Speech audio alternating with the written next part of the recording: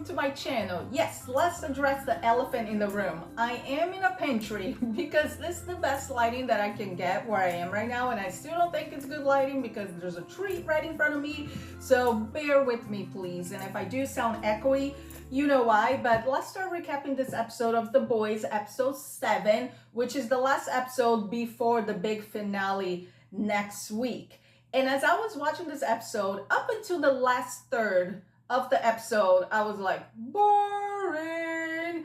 And I don't know if that was their plan to use this episode as a setup for the big finale, but there were some highlights in this episode, which I'll get to it in a moment. But let's start with Homelander and his plan to start the coup to kill the president in no other day rather than January 6th. The tricky part for the boys is that Homelander, it's planning on using a shapeshifter to be the shooter to kill the president, making it harder for the boys to find out who the shooter is, which is a brilliant idea and probably the best part of the episode because we do get to see a shapeshifter.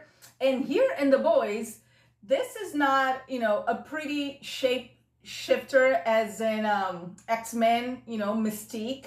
No. The shapeshifter here, it's ripping off their skin, their bloody skin, bit by bit. And I thought it was so cool because it was a cooler image than what we usually see at The Boys, which is someone exploding or someone getting shot. But at the end of the episode, we see that the shapeshifter, it's such a tongue twister, shapeshifter, kidnaps Annie / Starlight and pretends to be her when she's having sex with Huey. And I did not see that coming.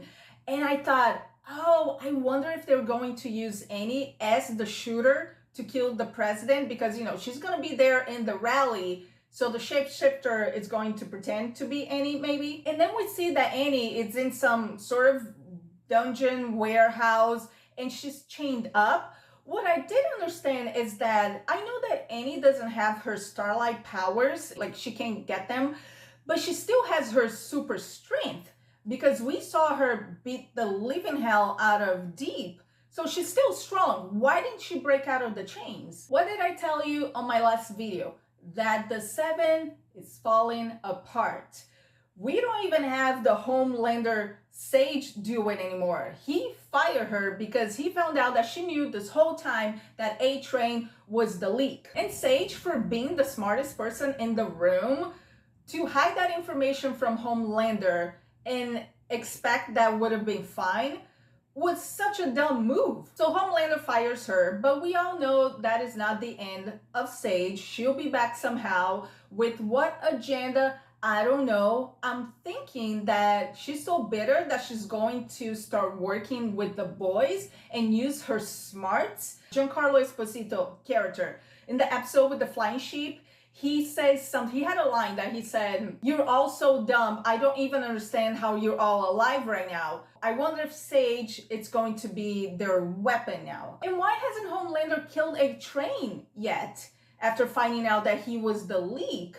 He was just crying about it, but he killed Black Noir for way less. By the way, did anyone notice that after we found out that Sage was screwing both Deep and Black Noir, and Deep says, "Oh, she lobotomized herself with you too?" And Black Noir says, "No." And it's implied that she only lobotomized herself when she slept with Deep, but not with Black Noir. I thought it was hilarious. Our little boy Ryan, he goes rogue on the live puppet show and he's looking at the camera. He's about to say something and he stops himself and then he says, "I'm sorry," and then he walks away. I wonder what he was about to say. If you have any theories, let me know in the comments down below. But it made me think of generational trauma. I wonder if Homelander is passing his trauma into Ryan because when he leaves Ryan a voice message, he says, just because Ryan is complaining about the show and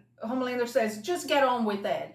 And I think Ryan, misses his mom, and on top of that, I think he needs a nurturing figure in his life, and neither Homelander or Butcher can give that to him. Another great moment in this episode, Tilda Swinton.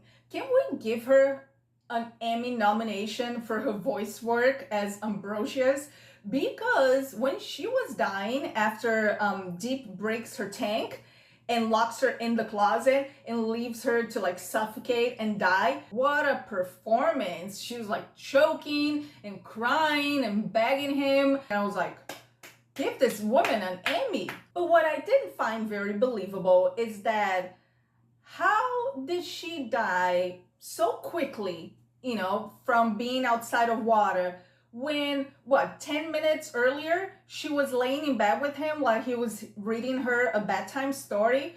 You know, that did not make sense. If someone in the comments know about octopus, please make it make sense and let me know. Kimiko and Frenchie finally rekindling their situationship, and I thought it was such a great way, that scene where Samir injects her with the virus and then that thing, the bubbling of the skin, ooh, but then he has to saw off her leg and she's trying to scream, she can't scream. It was a great scene and it was perfect for them to, like, you know, get back on track. What I hope for next episode, for the finale, I think they need to start shaking things up. We need to see some deaths, and I mean like really big deaths, like main characters. And my theory is that it will be A-Train. I think A-Train had such a great story this whole season. He redeemed himself, and I think something will happen that he will sacrifice himself for the good. I also enjoyed a lot his relationship with MM. If I didn't know better, I would think those two were brothers. My money is on A-Train dying. If you think we're going to have a big death in the finale, let me know in the comments down below. Sorry this video was very quick because, like I said, 2/3 of the episode I thought it was like lackluster. Let me know in the comments down below your thoughts, and if you like this video, make sure you hit the thumbs up, subscribe to the channel, and also hit the little bell, the notification button, so you don't miss any future videos. And I'll see you next time.